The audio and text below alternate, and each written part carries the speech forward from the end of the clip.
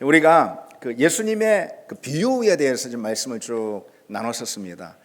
잠시 이제 멈추고 나중에 또 기회를 갖고 예수님의 비유에 대한 말씀은요, 오늘부터 몇 주간 성령의 열매에 관한 말씀을 좀 나누겠습니다. 여러분, 올해 우리가 다 하나로 붙던 그 비전 표대가 무엇입니까?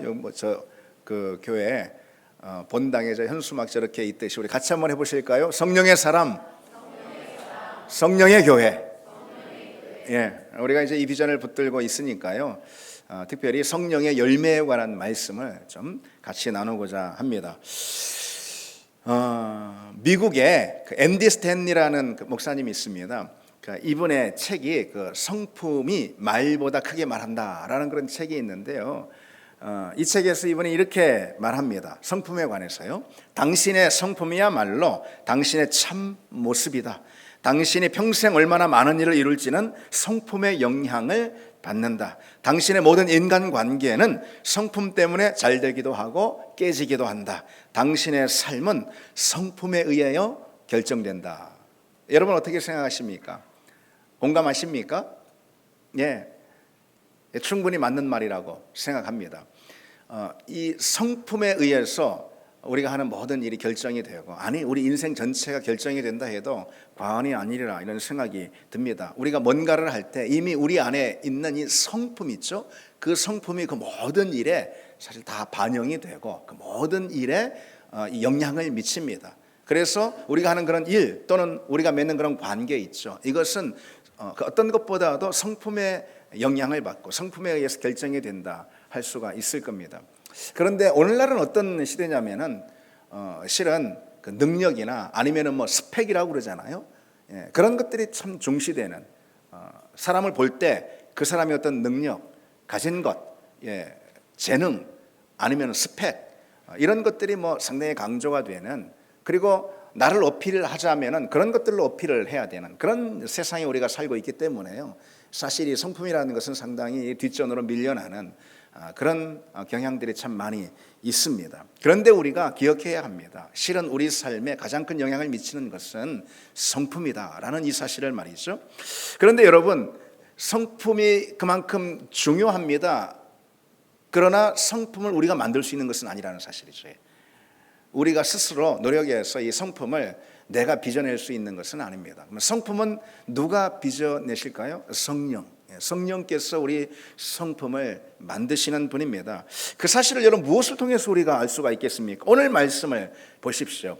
사랑, 희락, 또 화평, 오래 참음, 자비, 양선, 충성, 온유, 절제, 이 같은 것들은 다 성령의 열매라고 되어 있는데, 여러분이 9가지 성령의 열매, 사랑, 희락, 화평, 오래 참음, 자비, 양선, 충성, 온유, 절제, 이 같은 것들은 다 뭘까요? 한마디로 말해서 성품 아니고 뭐겠습니까? 그렇죠? 우리 내면에 담기는 성품이 바로 그런 것들 아니겠습니까? 성품이라는 것이 그렇게 사랑이나 오래 참음이나 자비나 이런 것들로 표현이 되지 않겠습니까? 그래서 그런 것은 성품이라고 할 수가 있습니다. 근데 이 9가지 열매가 이 성품인데, 이 성품을 맺는 분은 누구라는 거죠? 성령이죠. 왜? 이 9가지 열매는 성령의 열매니까. 성령이 맺으시는 열매입니다. 그래서 성령은 마치 장인처럼 말이죠, 우리의 성품을 빚어내시는 그런 분이라고 할 수가 있습니다. 우리 안에 거룩한 성품, 좋은 품성을 빚어내시는 분이 바로 이 성령이다, 그런 것이죠. 그래서 오늘은요, 그 성령이 우리 가운데 빚어내는 성품 가운데 특별히 사랑이 있죠. 이 사랑에 관해서 성령의 열매인데 함께 나누도록 하겠습니다. 사랑은 성령의 열매입니다. 성경에 있는 말씀처럼. 그것도 첫 번째, 가장 먼저 언급이 되는, 으뜸이 되는 열매다, 이렇게 할 수가 있습니다. 그러니까 여러분, 먼저 이 질문을 좀 던져보면 좋겠어요. 성령은 누구실까요? 성령은 당연히 하나님의 영이시죠. 그렇죠? 그러면 또 이 질문을 던져봅시다. 하나님은 누구이실까요? 성경이 우리에게 하나님에 대해서 소개할 때 짤막하게 단 한 단어로 소개하고 있습니다. 하나님은 누구이실까요? 하나님은 사랑이십니다. 그렇죠? 자, 그렇다면 여러분 생각해 보십시오. 하나님은 사랑이신데 성령은 그 하나님의 영이세요. 그렇죠? 따라서 하나님의 영이신 성령이 우리 가운데 빚어내는 성품 중 가장 우선적이고 으뜸이 되는 성품이 있다면 뭘까요? 당연히 사랑 아니고 뭐겠습니까? 왜? 하나님은 사랑이시니까. 사랑이신 그 하나님의 영인 성령이 우리 심령에 그리고 우리 삶의 자리에 맺는 열매는 당연 그 무엇보다도 이 사랑일 것입니다. 사랑의 열매. 그래서 이 하나님의 성품을 가장 온전하게 반영하는 열매는 바로 사랑이라고 할 수가 있고요. 그렇기 때문에 이 사랑만큼 우리 믿음에 있어서 이 믿음을 보여주는 가장 높은 수준, 믿음의 자리에서 가장 높은 수준은 없다라고 할 수가 있습니다. 그러니까 이전에 방언이나 아니면 뭐 신비 체험이나 아니면은 어떤 능력이나 은사 이런 것 있잖아요. 이런 것들을 가장 수준 높은 믿음 또는 뭐 신령한 영적인 능력인 것처럼 여겨진 그런 때가 이제 있었습니다. 그리고 지금도 사실 흔한 일이기도 합니다. 한마디로 말해서 은사나 능력 있잖아요. 믿음의 자리에서 그런 것을 이제 우리 믿음의 가장 높은 수준이다 이렇게 여기는 그런 것이죠. 그러나 실은 그것은 오히려 기초적인 믿음의 수준이라고 할 수가 있어요. 그런 것이 필요 없다. 절대 이게 아니고요. 그런 것이 매우 우리 믿음의 자리에서 요구되지만은 그런 능력과 은사는요. 그러나 그런 것은 우리 믿음의 자리에서의 기초적인 수준이라고 할 수가 있습니다. 우리는 그 능력의 자리에서 더 성숙한 수준으로 나아가야 합니다. 그 수준이 어느 수준이냐? 바로 진리의 수준인 거예요. 진리의 자리입니다. 이 진리 체험 이것은요. 말씀의 진리가 깊이 깨달아지는 그런 믿음의 수준을 말하는 것입니다. 그저 단순히 알고 깨닫는 그런 수준 정도가 아니라 이를테면 십자가의 도라든지 자녀됨의 권세라든지 부활의 영광이라든지 이런 거 있잖아요. 이런 것이 그런 말씀의 진리란 말이죠. 그 말씀의 진리가 내 안에 깊이 내면화되고 체화되는 것을 의미합니다. 그러니까 말씀의 진리가 그렇게 내면화될 때 당연히 우리의 믿음의 수준은 성장하고 자라게 될 수가 있는 것이죠. 그런데 여러분, 그것이 우리가 믿음의 자리에서 바랄 수 있는 최고의 수준은 아니라는 걸 알아야 합니다. 그러면은 그보다 더 높고 그런 진리의 수준보다 더 높고 귀한 그런 신앙의 자리가 있다면 무엇일까요? 바로 사랑이라는 것이죠. 사랑. 우리가 여러분 주님의 손에 의해서 우리 신앙의 자리 가운데 깊이 다루어집니다. 그렇죠? 믿음 생활이라는 것은 주님께 다루어지는 그런 자리예요. 또 주님 앞에 말씀으로 진리로 훈련받는 그런 자리입니다. 그렇게 여러분 우리가 주님께로부터 다루어지고 훈련을 받을 때 우리 마음 가운데는 하나님의 마음이 임합니다. 예수 그리스도의 마음이 임합니다. 여러분 그렇지 않겠습니까? 그렇죠. 하나님의 마음이 임해요. 그 하나님의 마음이 어떤 걸까요? 무엇으로 요약할 수 있겠습니까? 바로 사랑 아니고 무엇이겠습니까? 그렇죠. 하나님의 마음은 사랑이죠. 그 하나님의 마음, 그 사랑이 가장 분명하게 극적으로 표현된 자리가 어디입니까? 예수 그리스도 십자가 아니고 무엇입니까? 하나님께서 우리를 향해서 온 인류를 향해서 이 우주 만물 가운데 이 우주의 역사 시간표 가운데 하나님께서 행하신 가장 놀라운 일이 무엇입니까?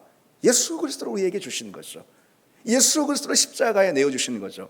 그리스도를 십자가에 내어주신 그 하나님의 사건, 이것은 한마디로 무엇으로 말할 수 있을까요? 사랑이죠. 사랑으로 말할 수 있습니다. 그래서 우리가 하나님 앞에 다루어지고 진리의 말씀으로 훈련을 받을 때 우리는 하나님의 마음이 우리 가운데 부어지는 것을 느낄 수가 있는데 그 마음이 무엇이냐? 곧 사랑이라는 것입니다. 그래서 여러분 그 사랑이 가장 높은 믿음의 수준이라고 우리는 말할 수가 있습니다. 능력의 차원 있죠. 은사, 능력의 차원에 있는 사람은 늘 누가 강한가, 누가 약한가, 누가 센가, 누가 약한가 이것에 이제 주로 관심을 갖습니다. 한편 진리의 차원에만 이렇게 머물러 있는 그 사람은요, 무엇이 옳고 그른가 매일 옳고 그른 것만 따지는, 잘못하면은 그렇게 될 수가 있습니다. 물론 능력의 차원과 진리의 차원 무시하는 게 아닙니다. 이게 바탕이 돼야 하는 것입니다. 그런데 그 자리에만 머물면은 그 수준에만 있으면은 누가 세냐 강하냐 약하냐 누가 옳으냐 누가 그르냐 옳고 그런 것만 맨날 따지고 그런다라는 거죠. 사랑의 차원으로 나아갈 때 그때 우리는 진정 이 십자가의 능력, 하나님이 행하신 가장 위대하신 우주적 사건 십자가죠. 그 십자가의 능력을 비로소 우리는 체험할 수가 있고 비로소 우리는 그것을 알게 됩니다. 십자가의 능력과 지혜를 맛보게 되는 거죠. 그게 사랑이 진정한 지혜다. 사랑이 진정한 능력이다. 우리는 이 점을 인정할 수가 있습니다. 그래서 성경을 보면은 사랑 앞에 이 최상급을 붙이고 있는 그런 대목을 많이 볼 수가 있습니다. 사랑 앞에 최상급을 붙이고 있어요. 가장 유명한 말씀이 어디죠? 고린도전서 13장 13절에 뭐라고 돼요? 여러분 다 아시듯이 그런즉 믿음, 소망, 사랑, 이 세 가지는 항상 있을 것인데 그 중에 제일은 사랑이라 이렇게 말씀하고 있잖아요. 사랑의 최상급을 붙이고 있는 것이죠. 그런가 하면은 야고보서 2장 8절에도요, 내 이웃 사랑하기를 내 몸과 같이 하라 하신 최고의 법을 지키면 잘하는 것이다. 이렇게. 그러니까 여러분, 최고의 법, 최고의 율법, 그건 뭘까요? 내 이웃 사랑하는 것, 이웃 사랑하는 것, 사랑이라는 것이죠. 이 사랑 앞에 이 최상급을 붙이고 있는 것이죠. 그러나 여러분, 사랑을 정말로 비교 불가의 최상급으로 표현한 말씀은요, 이만한 말씀이 없어요. 어떤 말씀이요? 요한일서 4장 8절에 하나님은 사랑이시라. 이거보다 사랑 앞에 최상급을 붙인 그런 표현도 없을 것입니다. 하나님이 사랑이라는 거예요. 하나님을 한 단어로 표현하자면은 그분은 어떤 분이냐? 그분은 사랑이다. 이거죠. 그러니 여러분, 사랑보다 더한 것은 없습니다. 사랑이 성경의 요약이고 복음의 진수다. 이렇게 말할 수가 있죠. 그래서 사랑을 모르면은, 그리고 예수 그리스도의 사랑을 또 실천하지 못하면은, 그러면은 우리는 사실 그리스도인으로서 살고 있지 못하다라고 이렇게 단정할 수가 있습니다. 그만큼 사랑은 복음의 진수고 성경의 요약인 것이죠. 그런데 이 사랑에 대해서 한번 우리가 더 좀 생각해 볼 때, 오늘날 이 사랑이라는 말처럼 여러분 오염된 그런 말도 없다, 이런 생각을 합니다. 사랑이라는 말처럼 오염되고, 그리고 또 그 오염된 것으로 인해서 많은 사람들에게 오해를 불러일으키는 것이 또 없습니다. 사랑이 그렇습니다. 이를테면은 감성적인 어떤 집착 있잖아요. 어떤 지나친 자기중심적인 애착, 이런 거 있잖아요. 그래서 그 지나친 자기 중심적인 애착으로 인해서 다른 사람, 그 상대를 힘들게 만드는 것, 뭐 이런 것, 그걸 사랑이라고 착각하는데 사랑이 아닌 것이죠. 심지어 그게 죄임에도 불구하고 그걸 사랑으로 둔갑시켜 버리는, 동성애 같은 경우가 그 예 아니겠습니까? 그 하나님 보실 때 그것은 죄인데도 그걸 사랑으로 둔갑을 시키고 그렇게 포장을 합니다. 그건 다 잘못된 것이죠.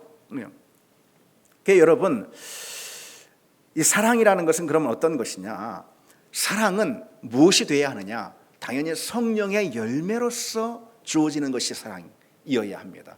우리가 사랑을 실천할 때 그건 당연히 추상명사가 아니에요. 흔히 사랑은 동사다, 그런 말을 하잖아요. 그럼 어떤 식으로 사랑이 실천이 되느냐? 성령이 맺으신 열매대로 실천이 되니까, 성령은 하나님의 영이시니까, 그러니까 하나님의 성품을 담은 그런 거룩한 삶으로서 사랑이 실천이 되겠죠. 그렇지 않겠습니까? 그렇죠? 사랑이 성령의 열매라면은, 그러면은 하나님의 성품을 담아내는 그런 거룩한 삶으로서 이 사랑이 실천이 될 때, 그때 그 사랑이 우리가 해야 될 사랑이고 곧 성령의 열매로서의 사랑이라는 것이죠. 여러분, 우리가 행하는 사랑이 그런 사랑이 되기를 바랍니다. 성령이 맺으시는 열매로서, 다시 말해 하나님의 성품을 담는 그런 거룩한 삶으로서의 사랑이 우리에게 실천이 되기를 원합니다. 그러면은 여러분, 그것은 우리 삶에 분명히 드러날 거예요. 어떤 방식으로든 그 사랑이 드러날 거예요. 하나님의 성품을 담은 그 거룩한 삶으로서 이 사랑이 드러날 것입니다. 그 점에 대해서 오늘은 주목하면서 몇 가지 좀 생각해 보려고 합니다. 다시 말해서 우리가 행하는 성령의 열매로서의 사랑은 무엇을 통해서 표현이 되고 드러나는가, 이 점에 대해서 좀 우리가 몇 가지만 좀 생각해 보려고 합니다. 그 점을 하나하나 여러분 한 주간에, 이번 주간에 실천하고 적용하는 그런 은혜가 있기를 원합니다. 첫 번째로, 성령의 열매인 사랑은 무엇을 통해서 드러날까요? 그것은 상대를 인정하는 것으로 드러납니다. 인정하는 것으로.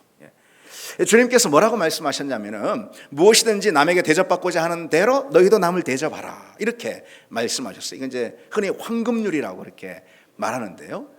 예, 남에게 대접받고 싶은 대로 너희도 남을 대접하라. 여러분, 사랑이라는 것은 뭐냐면요, 내가 원하고 기대하는 그것이 다른 사람에게도 상대에게도 주어지기를 바라는 거예요. 그렇죠?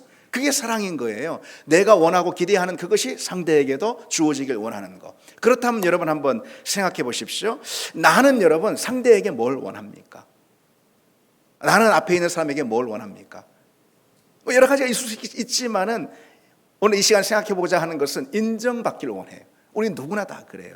상대가 나를 인정해 주기를 원합니다. 지지해 주기를 원합니다. 칭찬해 주고 격려해 주기를 원합니다. 그거 원하지 않는 사람 있습니까? 그걸 원합니다.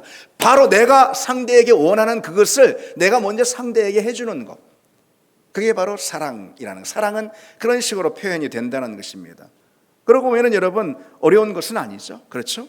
가까운 가족이라든지 아니면 교우라든지 동료들에게 이 지지와 인정의 말을 해주는 건 그렇게 어려운 것이 아닙니다. 그런데 우리가 어려움을 느끼는 경우가 실제로 있어요. 왜 그럴까요? 안 해봐가지고, 못 들어봐가지고. 우리나라 사람처럼 나를 인정해주고 칭찬해주고 지지해주고 그런 말들이 있잖아요. 닭살 돋아가지고 잘 안 합니다. 그게 평소에 잘 듣지 못한 말이에요. 그러다 보니까 내가 잘 못하는 겁니다. 그런데 여러분 이것이 얼마나 중요한지 모릅니다. 인정해 주는 거, 그건 사실 간단한데 이것이 얼마나 큰 변화와 영향력을 미치는지 모릅니다, 여러분. 근데 어쨌든 그렇게 인정해 주면은요, 그러면은 인정해 준 말이 그냥 땅에 떨어지지 않습니다. 그 사람에게 들어가서 그 사람에게 큰 변화를 일으키고 뿐만 아니라 나한테 돌아옵니다. 그것이 나한테 되돌아옵니다. 그래서 건강한 선순환이 일어나는 거예요. 내가 먼저 인정해주고 지지해주고 격려해주고 칭찬해주고 이 말을 하면은요, 그 말을 듣는 사람이 변화가 됩니다. 달라집니다. 그리고 내게도 돌아오는 거예요. 그러면 공동체 전체가 달라지게 되는 것이죠. 그러니까 여러분 바울 있잖아요. 바울이 그와 같은 일들을 많이 했습니다. 뭐 디모데나 디도나 두기고나 이런 사람들 있잖아요. 자기 제자들입니다. 특별히 두기고라는 제자에게 상당한 칭찬과 찬사를 보내는 걸 볼 수가 있어요. 골로새서에 보면은 그는 사랑받는 형제여 신실한 일꾼이니 주 안에서 함께 나와 함께 종이 된 자다 이렇게 해요. 그는 모두에게 사랑받는 자다. 내가 특별히 그를 사랑한다. 신실한 사람이야. 그는 변함없는 사람이야. 이게 최고의 찬사 아니겠습니까? 이 두기고에게도 모자란 점이 왜 없었겠습니까? 바울의 제자이기 때문에 이게 스승이 볼 때는 다 모자란 것이 다 허물이 다 보이지 않습니까? 그럼에도 불구하고 이렇게 최고의 찬사를 보내는 걸 볼 수 있어요. 인정해 주는 것을. 그러니 바울 곁에 있는 사람들이 다 그렇게 훌륭했던 거예요. 바울의 제자들이 다 그렇게 훌륭했던 것입니다. 그래서 인정해 줄 때 인정해 주는 만큼 그렇게 세워지는 것이죠. 깎아 내려버리면은 그만큼 낮아지는 것입니다. 그 엘리펀트맨이라고 있습니다. 엘리펀트맨. 1862년에 영국에서 태어난 존 메릭이라는 사람의 이 생애를 그린 그런 소설입니다. 실화 소설이에요. 그런데 이제 그것이 이제 영화로도 또 나와요. 흑백 영화인데 영화로도 나왔습니다. 이 존 메릭은요, 어떤 사람이냐면은 그 다발성 신경 섬유종이라는 질병을 앓고 있어요. 그래서 이게 특별히 이 악성 종양들 있잖아요. 이것이 바깥으로 막 얼굴 바깥으로 삐져나왔어요. 얼굴로 막 이렇게 손에도 몸에 이렇게 이 외모로 그렇게 드러났단 말이죠. 얼굴 전체에 그런 다발성 신경 섬유종 이것이 막 돌출이 돼가지고요. 그래서 이제 코끼리맨이라 이렇게 불렸던 거예요. 메릭은 5살 때 부모에게 버림을 당해가지고요. 뭐 여러 불황자 수용소 이런 데 전전하다가 그러다가 이때 당시 이제 서커스단이 있었어요. 그 서커스단에게 팔려가지고 이 서커스단이 그를 무대에 이렇게 뭐 괴물 인간 뭐 이런 역할을 맡겨가지고서 무대에 올렸습니다. 그래서 막 상당히 학대를 받고요. 그랬어요. 사람들이 그 괴상한 그 모습을 보길 좋아해가지고 막 서커스를 다 찾고 그랬던 것이죠. 한참 그런 이제 정말 비참한 삶이죠. 그렇게 살고 있는데 이 트리비스라는 한 의사가요, 그걸 너무나 딱하게 여겨가지고 그 서커스단에서 그 존 메릭을 어떻게 구해옵니다. 돈을 지불하고 이제 구해온 거겠죠. 그렇게 해서 런던에 있는 한 병원에 입원을 시킵니다. 그때부터 이 존 메릭의 삶이 참 달라진 거예요. 거기 간호사들이 참 따뜻하게 대해주고 그렇게 했던 거예요. 그래서 정말 그때부터 이 인간다운 그런 대접을 받게 된 것입니다. 특별히 그 매직 켈달이라는 그런 이제 당시에 아주 유명한 여배우가 있습니다.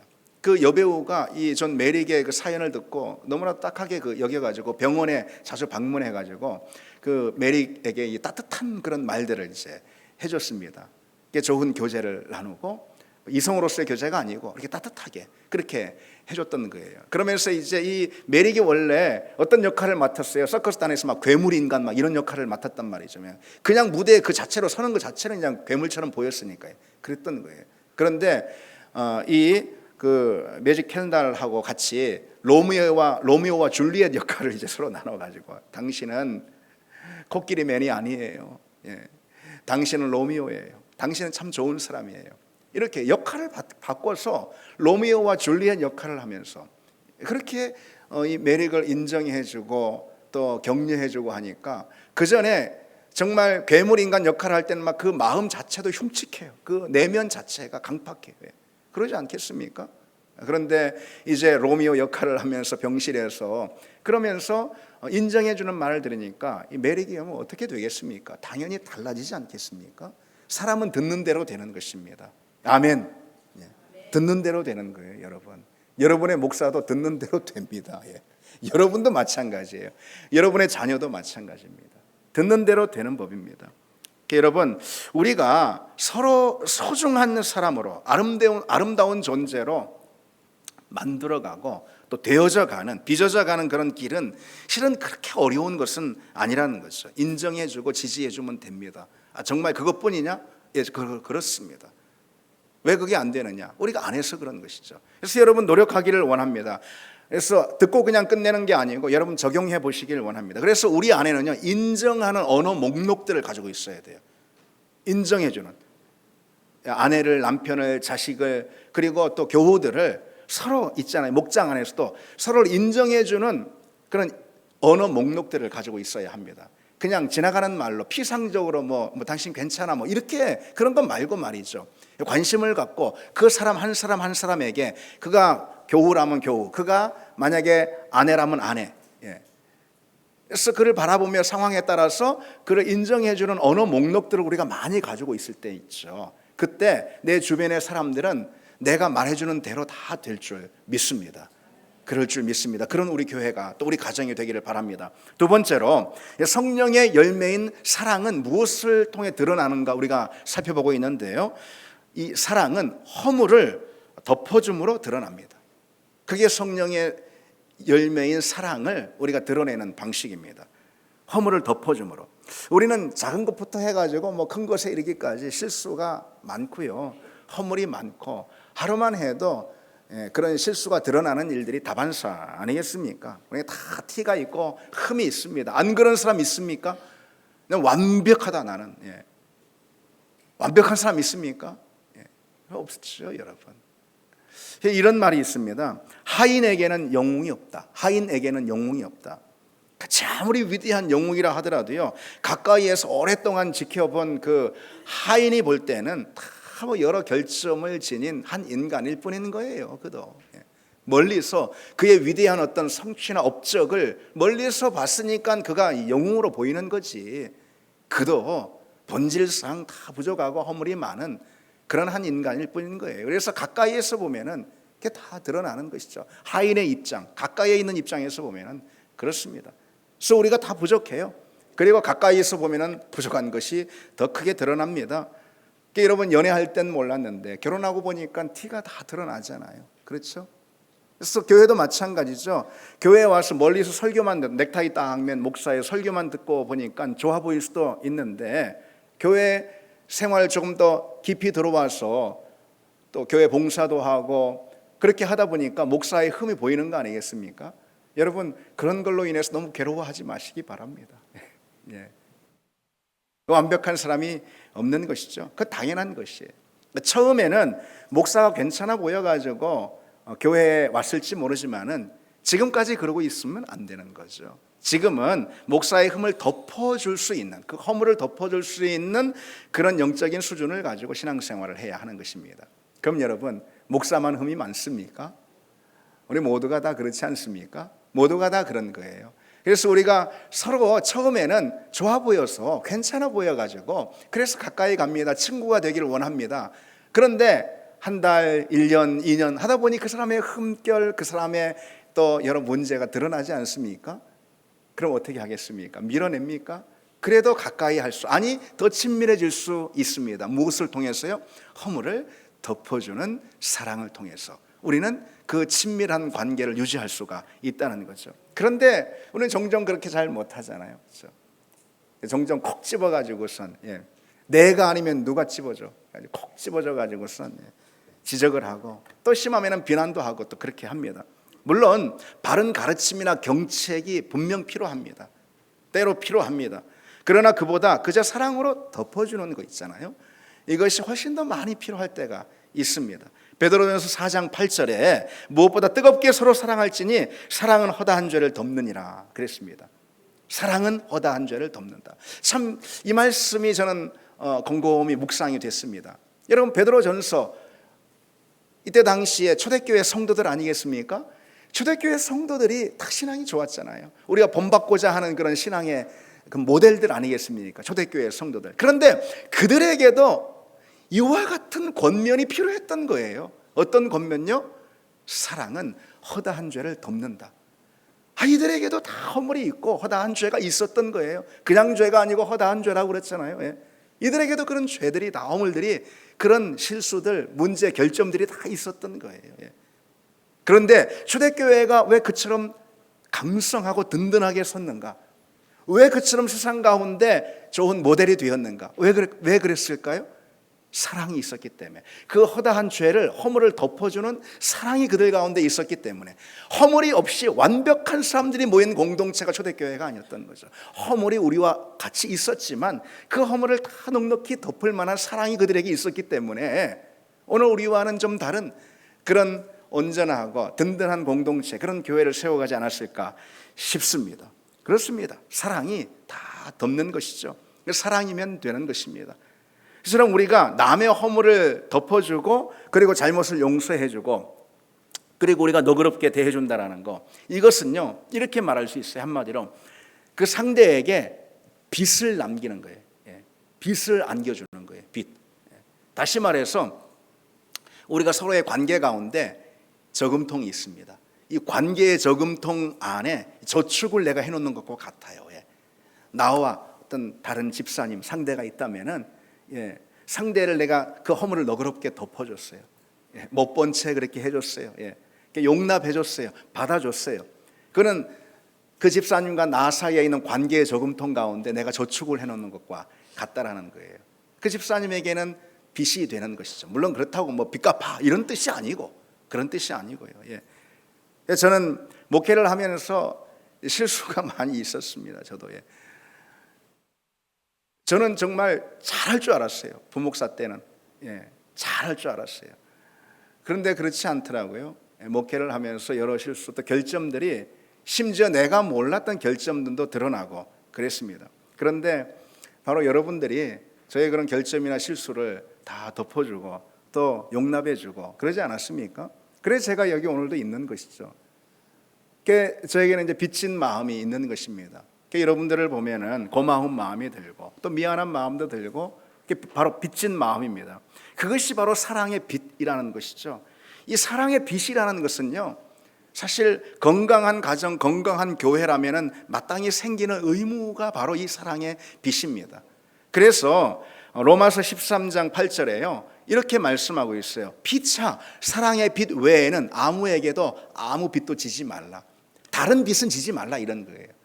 그런데 어떤 빚은 질 수 있다라는 거예요? 사랑의 빚. 이것은 피차간에 서로 지을 수 있는, 그리고 건강한 교회라면은 피차간의 사랑의 빚은 서로 오가는 그런 건강한 의무와도 같다라는 것입니다. 우리 이 사실을 기억해야 합니다. 여러분, 사랑의 빚은요, 성도인 우리가 서로에게 주고받는 건강한 의무가 될 수가 있습니다.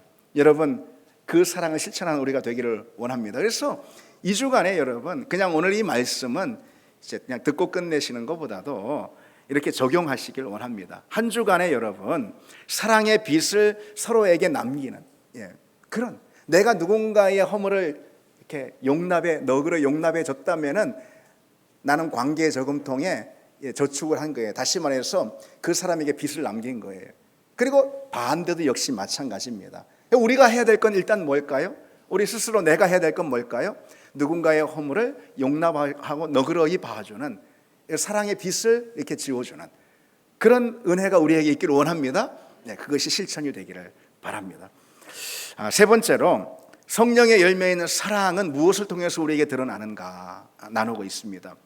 그것은요, 이 사랑은 상대의 마음을 헤아리는 것을 통해서 드러납니다. 사랑은 그냥 추상명사가 아니에요.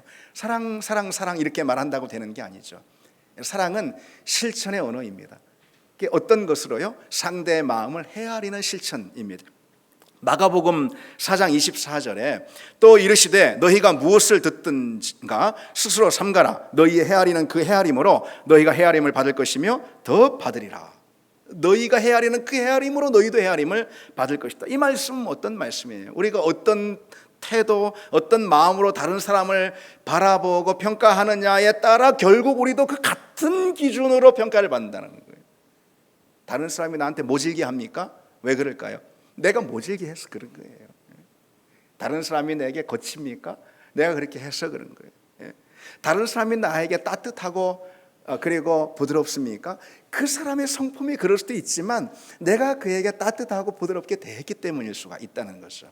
이것은 순환이 됩니다. 여러분, 우리가 그렇게 헤아려야 한다는 거예요. 상대를 헤아릴 때 나도 헤아림을 받습니다. 그리고 무엇보다요, 우리가 상대를 헤아려야 되는 중요한 이유가 있습니다. 그 마음을 헤아려야 되는 이유, 그것은요, 우리가 평소 하는 말들을 한번 잘 점검해 보십시오. 이 시간에 한번 생각해 보십시오. 평소 우리가 하는 말이나 행동, 태도 있잖아요. 이런 것들을 주의 깊게 우리가 한번 점검해 보십시오.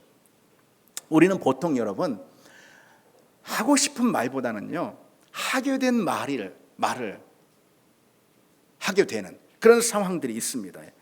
그러니까 하고 싶은 말과 하게 된 말이 다를 때가 많이 있다는 거예요. 나는 이 말을 하고 싶은데 그냥 이렇게 이 말을 하게 돼버리는 것이에요. 그런 상황들이 많아요.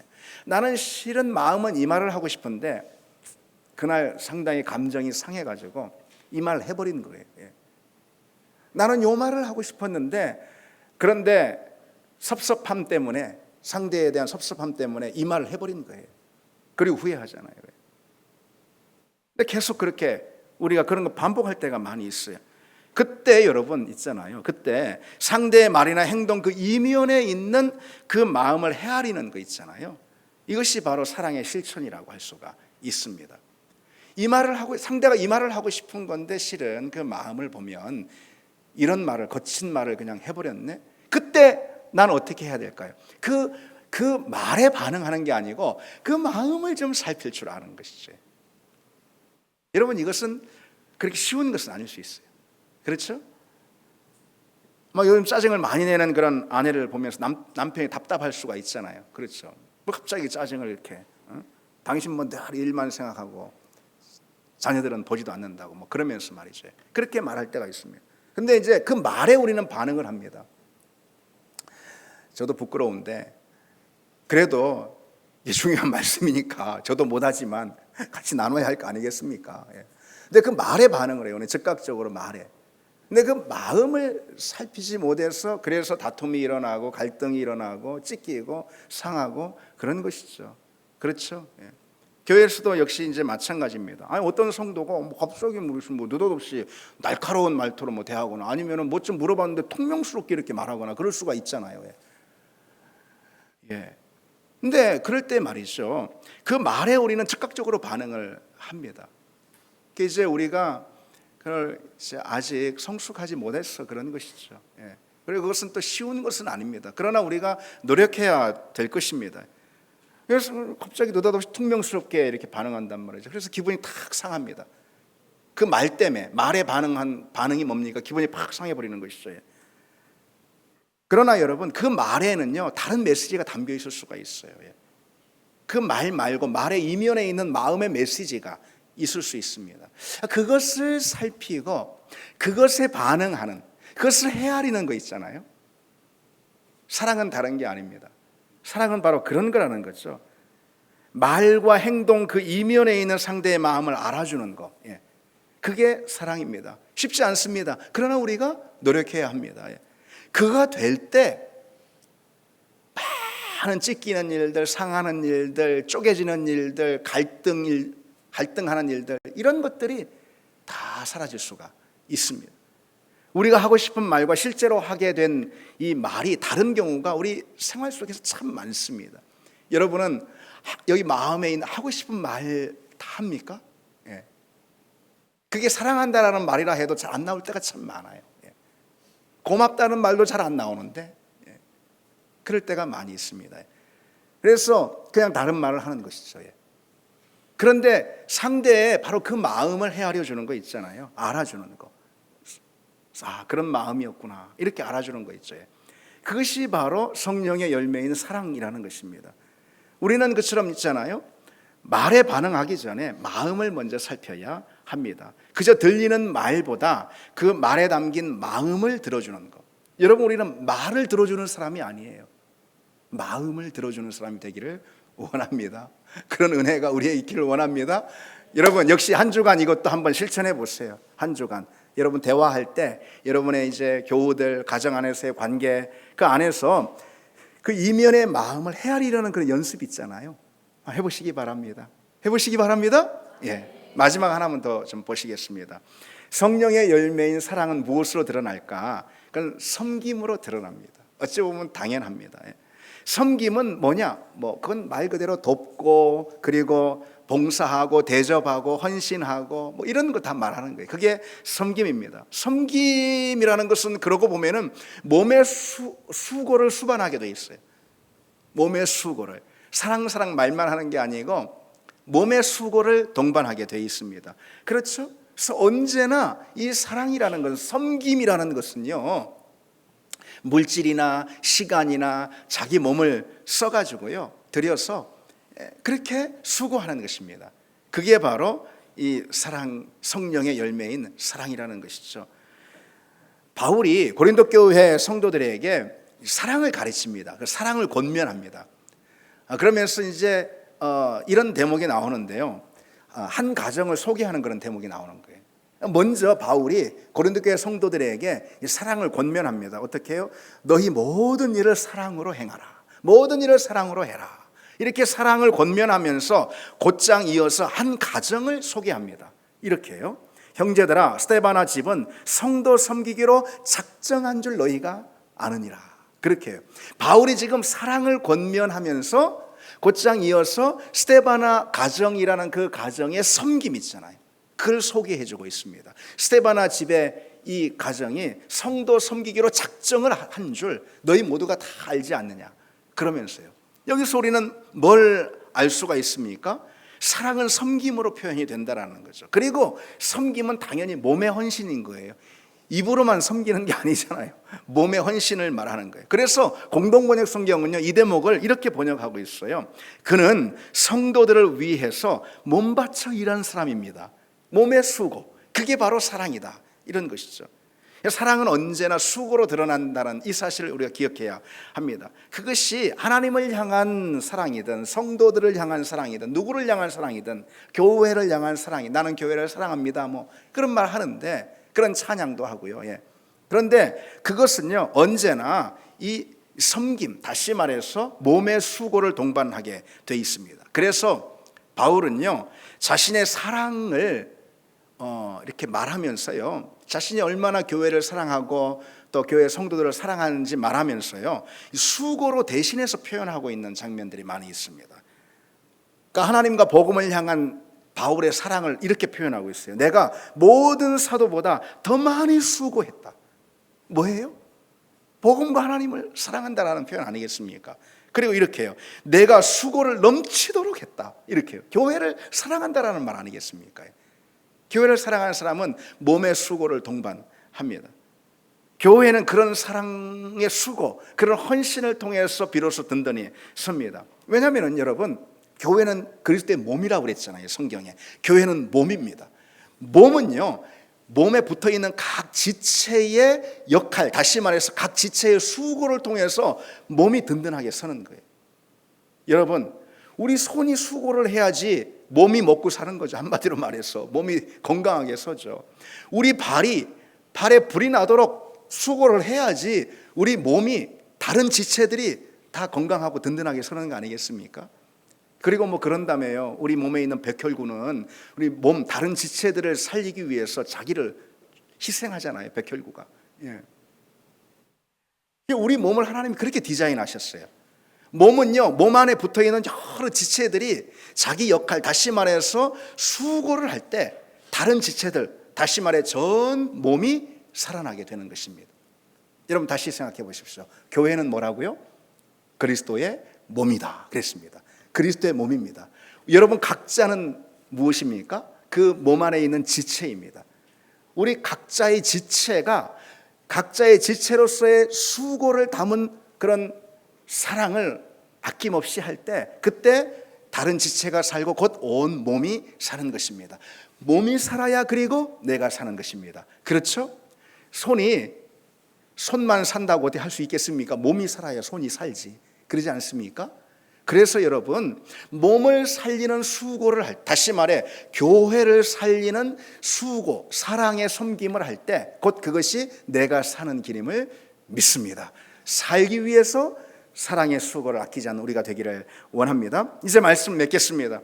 사랑은 상대를 인정해 줌으로 드러난다 그랬습니다. 사랑은 허물을 덮어주고 상대의 마음을 헤아려주고 그리고 수고의 그 섬김을 함으로써 이 사랑이 드러난다 그랬습니다. 그런데 여러분 기억해야 될 가장 중요한 것이 있습니다. 그 사랑은 우리가 우리 힘으로 할 수 있는 게 아니에요. 내 어떤 도덕적 노력으로 뭐 할 수 있는 것, 내 의지로 할 수 있는 것이 아닙니다. 그 사랑은 무엇이죠, 여러분? 성령의 열매입니다. 그래서 우리가 성령으로 충만할 때 성령을 여러분 초대하고 성령을 인정하고 성령을 구하는 여러분 되기를 바랍니다. 성령님 오시옵소서. 성령님 당신을 인정합니다. 성령님 당신의 뜻에 굴복합니다. 당신의 뜻에 순종합니다. 성령님을 늘 부르고 초대하고 성령을 인정하고, 그래서 성령으로 충만할 때, 그 성령에 사로잡힐 때 우리는 사랑의 열매를 맺을 수 있을 줄 믿습니다. 사랑은 성령의 열매라는 것이죠. 여러분, 그 성령 충만 없이 우리는 어떤 것도 성품의 자리에서 우리가 기대할 수 있는 열매를 맺을 수가 없습니다. 그래서 우리가 먼저 구해야 할 것은 사랑이기 전에 뭘까요? 성령이십니다. 성령 충만을 구하고 우리가 성령의 사람이 되고 우리 가정도 성령의 가정이 되고 우리 교회도 성령의 교회가 되는 것입니다. 성령의 교회가 될 때 사랑의 교회가 될 줄 믿습니다. 성령 충만을 구하고 성령을 인정하고 성령을 모셔드리는 그런 여러분 모두가 다 되시기를 바랍니다. 우리 같이 찬양 드리겠습니다.